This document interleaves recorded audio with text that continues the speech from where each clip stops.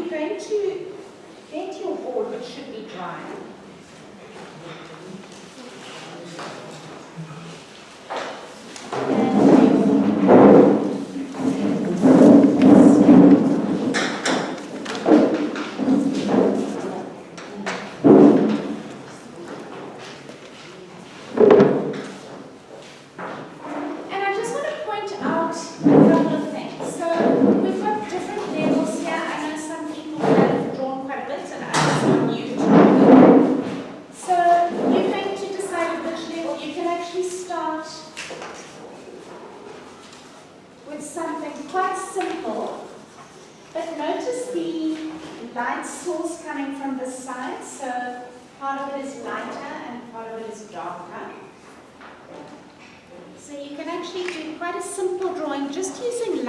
Scratching in using the lines.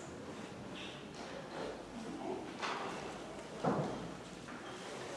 Looking at this one, it's a little bit more complicated because the light source you can see is coming from this side, but they haven't outlined everything exactly.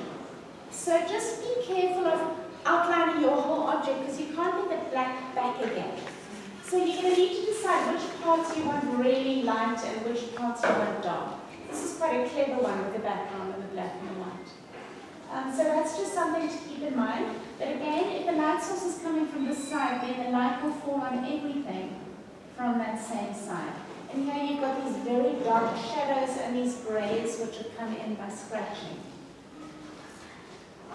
So what I'm going to suggest is that you make some very small marks as to where your object is going to sit. This is what I would do. Just generally whereabouts on your paper it's going to sit. So maybe you can look at the top, look at the two sides, look at the bottom, and then you can start to work into it. And it's going to be up to you to decide whether your focus is going to be on texture, like hatching and cross-hatching, or whether you like this idea of making the whole thing with little dots.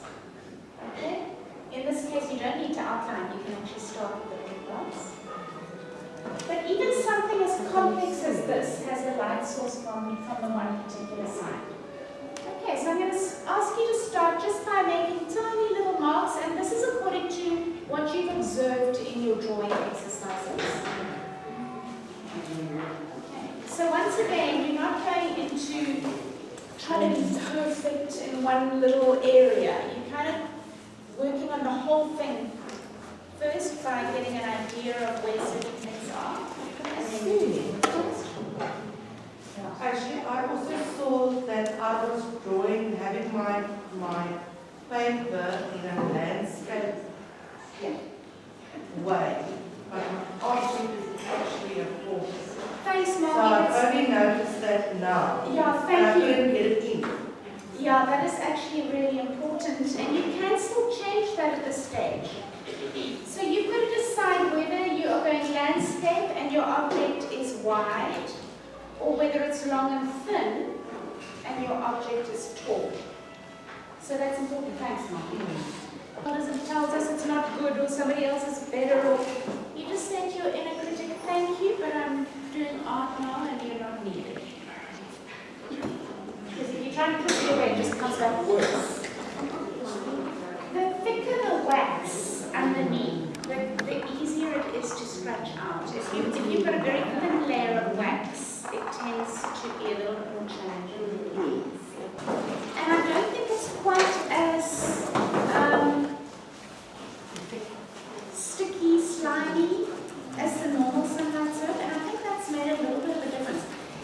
Nevertheless, I mean, I'm actually using the roughness of the scratching out as an art technique. So you can, I mean, whatever you're using, you can create with it. But yeah, it is quite interesting that I've noticed there's a slight difference